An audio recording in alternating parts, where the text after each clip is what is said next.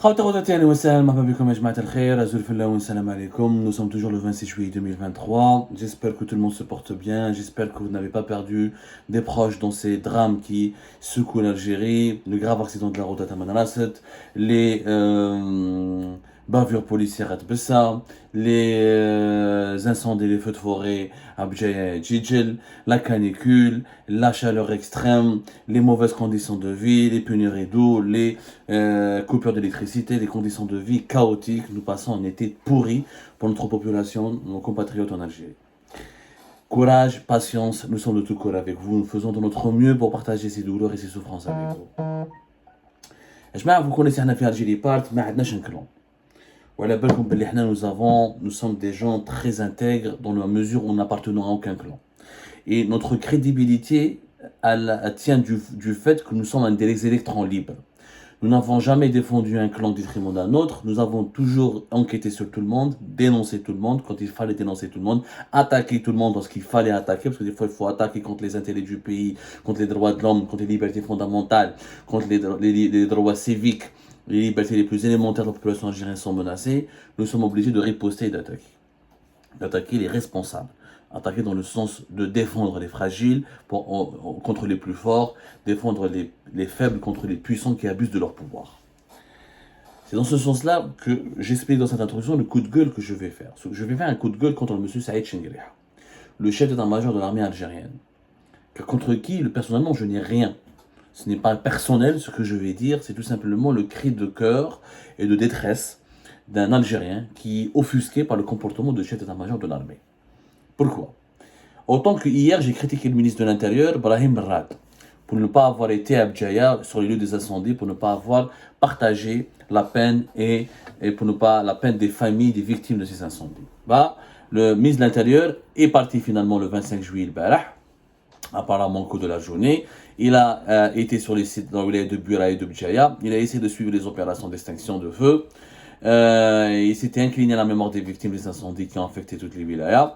Il a essayé de parler aux gens. Bon, je l'ai pas vu. Je l'ai pas parti je l'ai pas vu partir à l'hôpital de Bjaya, où il a essayé de partir à Touja, etc. En tout cas, il était à l'aéroport de Bjaya, où il a été ensuite, il a inspecté un petit peu le dispositif, les pompiers, etc. Bon, au moins il a été sur place.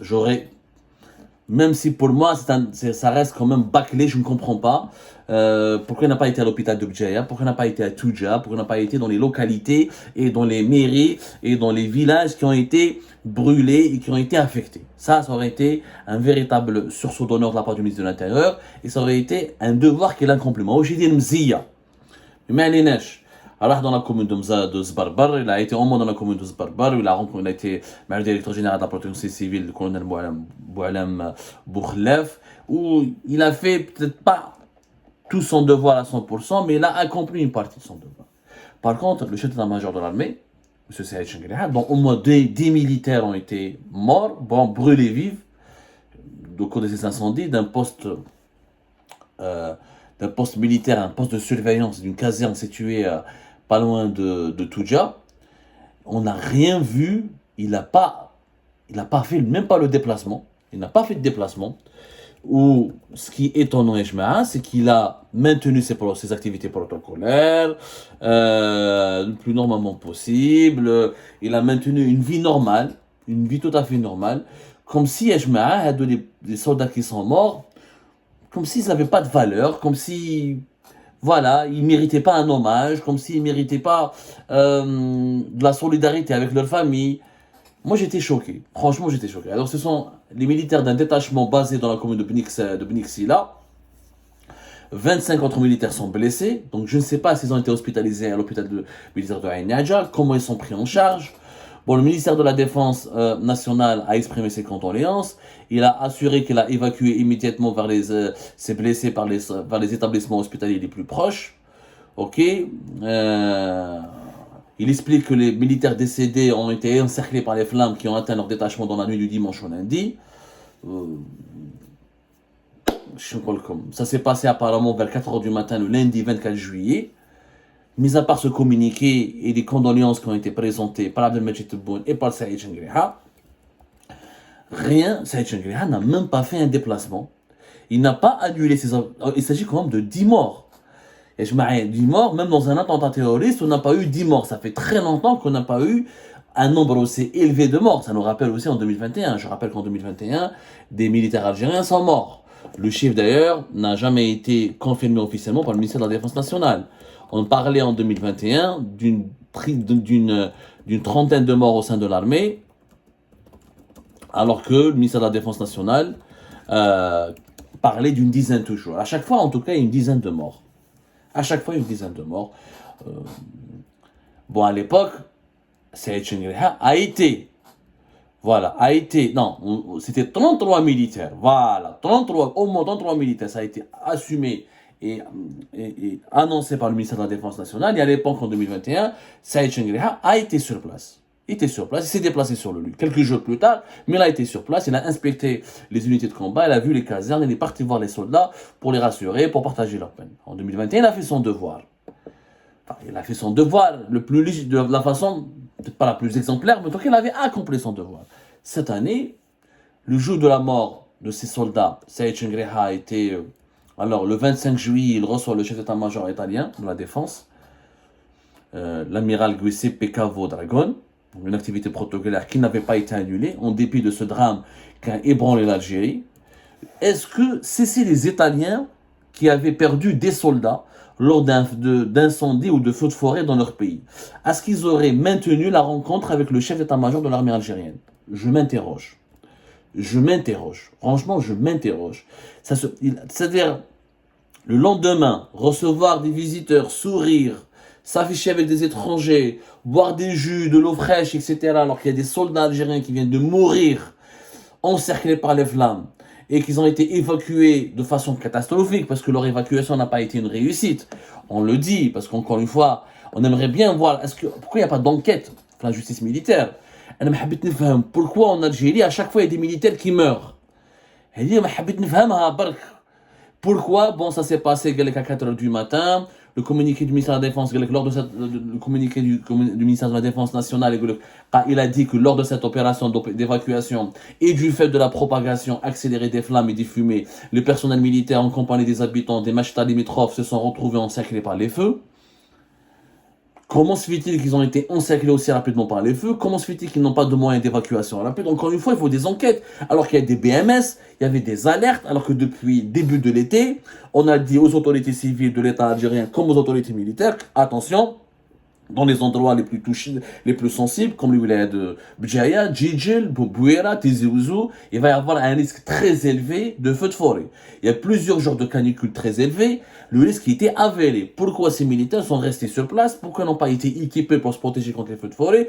Pourquoi il n'y a pas eu des moyens d'évacuation aériens rapidement? Je ne sais pas. Mais pourquoi on ne fait pas d'enquête? Il s'agit de morts d'hommes. En Algérie, il y a des gens qui disent que shahid. هذه العقلية تاع الجزائر مات شهيد martyr. Ils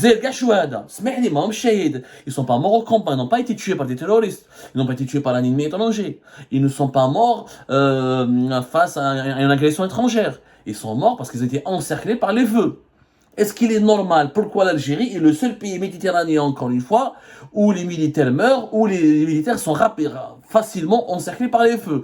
Pourquoi il n'y a pas de militaires qui sont morts en Grèce, mais à part 2 pilotes qui se sont crashés, crash d'un avion bombardier d'eau, il n'y a pas eu beaucoup de morts en Grèce. Les Hadra'an en Italie, il n'y a eu que 2 morts, alors que les feux de forêt sont immenses. Et ce sont 2 septuagénaires, des personnes très fragiles. Pourquoi il y a plus de morts en Algérie chez nous? Et pourquoi à chaque fois qu'il y a un mort, on parle de martyr? Et on évite d'enquêter, on évite d'expliquer les causes, et on évite de se poser la question suivante: est-ce qu'on aurait pu éviter tel drame? En plus, Saïd Chengriha a brillé par son absence. Je suis désolé, je fais ce message, je parle respectueusement. Et encore une fois, moi j'appartiens à aucun clan, parce qu'il y a le clan à Boualem contre le clan à Chengriha. Dans l'émission précédente, nous avions fait des révélations critiques et fracassantes contre Boualem. On l'a critiqué, donc on n'appartient pas à son clan, pour vous dire. Là, j'appartiens ni à Boualem, ni à Saïd Chengriha, ni à Abdelmajid, ni Tebboune, ni Hamida. Moi, je défends l'Algérie. Moi, je suis choqué. Alors, le jour même, Saïd Chengriha reçoit le chef d'état-major de l'armée italienne. Je ne comprends pas. Je pense qu'il aurait pu s'excuser. Sa place n'était pas en train de boire de l'eau fraîche et des jeux avec les Italiens. On aurait pu reporter cette visite. Il y a un drame national. Il y a quand même 25 blessés. J'aurais aimé voir Shengriha à leur chevet dans les hôpitaux où ils ont été hospitalisés. J'aurais aimé voir Shengriha en Kabylie, à Bnixila, à inspecter, à essayer de comprendre pourquoi un tel drame, pourquoi pour le deuxième, après 2021, il y a eu une trentaine de morts, en 2023, une dizaine de morts. Pourquoi? En plus, le jour même, il y a eu, je crois le 24, Saïd Shengriha était en train de faire un exercice. Tel un exercice militaire. Un exercice militaire d'entraînement de la deuxième légion militaire. Est-ce que c'était le moment de faire des exercices tactiques alors qu'on avait des soldats qui ont été brûlés vifs et d'autres qui ont été hospitalisés? Ça me choque. Moi, personnellement, ça me choque. Gaïd Salah ne se serait pas comporté comme ça. La vérité, Gaïd Salah était très proche de ces soldats. Gaïd Salah, au moindre drame, tu la région présente. Pourquoi les soldats, pourquoi l'armée, à l'époque, du Hirak, les Algériens et les Algériens découvraient une institution militaire qui vénérait Gaïd Salah? Parce que pendant 15 ans où il dirigeait l'armée, Gaïd Salah était très proche des soldats. C'était un homme qui était réputé pour être populaire, il avait un caractère très dur, autoritaire, dur à cuire, des fois yahga. Mais les soldats, quand ils avaient des problèmes, quand ils étaient confrontés à des difficultés, quand ils souffraient énormément, ou quand ils avaient quand ils étaient exposés à des galères, ou là, quand il y a eu des morts dans les rangs de l'armée, il était présent pour partager la peine du petit soldat, pour le soutenir, pour s'afficher à ses côtés. Anna, Saïd Shengriha, tu fais un exercice, la deuxième légion militaire, alors que tu en Kabylie, des soldats sont morts. Je suis désolé, cet exercice aurait pu être reporté, aurait pu être gelé, et la place de Shengriha aurait été de prendre un avion et d'être sur place, d'accompagner les militaires, de voir les familles, de voir les blessés, d'exprimer leur solidarité et de partager leur peine et leurs conditions de vie. C'est comme ça, c'est ce qu'on attend d'un chef d'état-major de l'armée. Le chef de l'armée, c'est quelqu'un qui doit être exemplaire, qui doit être là dans les moments les plus difficiles des troupes et des soldats, qui doit donner l'exemple, qui doit faire preuve de courage, qui doit inspirer le courage, qui doit inspirer la force à ses subordonnés. Mais au bord de la mer, alors qu'il y a des soldats qui ont crevé encerclés par les feux, je trouve ça choquant. Voilà, et je ne fais pas partie du clan de Boualem. Hein. Les amis que Shengriha et son entourage savent très bien que je n'appartiens à aucun plan. Et ce n'est pas Boualem qui m'a payé pour dire ça. Je ne fais un et personne ne me paye pour me dire quelque chose. Mais c'est une critique qui est positive, constructive. D'ailleurs, c'est pas trop tard quand Brahim Rad est parti à Bouira et à Bjaya, même s'il n'était pas. Il n'a pas été au chevet des blessés, il n'a pas vu les familles, il n'a pas été à Touja dans les régions les plus endeuillées, il a fait Zbarbar, mais il aurait pu continuer et accomplir son devoir à 100% et voir tout le monde, pourquoi que le Bouya n'a pas Bjaya, hein. Ça pose des questions aussi. Saïd Shengriha, il peut se rattraper, il peut aller dès demain et voir les soldats et les écouter, et enfin, on aimerait bien qu'il y ait une enquête. Ces morts, nos soldats ne sont pas des chiens. Nos soldats, ce sont nos enfants, nos frères, nos voisins, nos amis, des membres de notre famille. On a envie de comprendre pourquoi ils sont morts avec autant de facilité. Pourquoi, comme pour la famille Iznuden à la Touja, dont j'ai parlé ce matin, pourquoi les moyens d'évacuation et les dispositifs d'évacuation en Algérie sont défaillants. Alors qu'on savait qu'il y avait des départs de feu, on savait qu'il y a des risques d'incendie et que les flammes sont très rapides, que ça progressait très rapidement. Pourquoi, dès le début de l'été, les militaires comme les civils ne bénéficiaient pas ou ne jouissaient pas d'un dispositif d'évacuation ou de certaines mesures de protection qu'on aurait pu mettre en place ou qu'on aurait pu enclencher pour sauver la vie des soldats. Moi, ça m'attriste que nos soldats, que nos jeunes soldats, j'ai l'impression qu'on ne parle pas assez d'eux, on parle plus des victimes civiles. Moi, j'ai pas envie de faire une hiérarchie des souffrances, une hiérarchie dans la pyramide des victimes. Pour moi, ces soldats sont autant, et c'est pas des martyrs. Moi, je déteste celui qui meurt, un martyr. L'accident de la route, un martyr. C'est pas des martyrs, Hado. Ce sont des victimes d'une défaillance. Aucun pays méditerranéen ne perd autant de soldats lorsqu'il y a des feux de forêt. Il y a que l'Algérie. Donc, il y a une défaillance. Et les feux de forêt en Algérie sont de la même intensité qu'en Grèce, de la même intensité qu'en Italie. En Grèce, une soixantaine de départs de feu, en Algérie, 97-96. Et une différence, la différence, elle est pas assez notable, elle est vraiment superficielle. Et donc, c'est pas normal d'avoir un nombre de morts aussi élevé. Et je ne fais pas de la polémique. Et j'ai pas envie de polémiquer. Je pose des questions simples.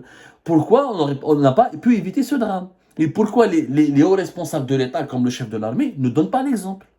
C'était pas le moment d'aller faire un exercice tactico dans la deuxième légion militaire. C'était pas le moment de recevoir le chef d'état-major de l'armée italienne. C'était pas le moment de faire une cérémonie d'accueil. Nous sommes en deuil. Et je crois que les Italiens l'auraient compris facilement, l'auraient compris aisément. Donc, eux-mêmes, s'ils avaient été secoués par un tel drame, je vous assure que le chef d'état-major de l'armée italienne n'aurait pas reçu un interlocuteur étranger. Parce que ça fait partie du code d'éthique, ça fait partie de la morale, ça fait partie pas de la tradition, ça fait partie du code d'honneur. C'est tout. J'espère que M. Saïd Chenguelha va se raviser et qu'il va se réveiller, parce que franchement, son comportement, et je le tiens de plusieurs sources, a soulevé l'ire et l'indignation de plusieurs militaires algériens, et je crois qu'il devrait faire preuve de dignité. Un peu de dignité, M. Chenguelha. C'est important de faire preuve de dignité et d'exemplarité et de solidarité avec ces soldats qui sont morts. J'espère que M. Saïd Chenguelha écoutera ce message sans rancune, qu'il comprendra sa portée et qu'il pourra en tirer une leçon, parce que nous sommes là pour dire, peut-être, nous ne disons pas suffisamment de choses positives, mais notre rôle, c'est de sonner l'alerte quand il y a des dérives et des dérapages qui sont inacceptables du point de vue de la morale et du point de vue de la loi, ou là du point de vue tout court de l'intérêt général de notre pays.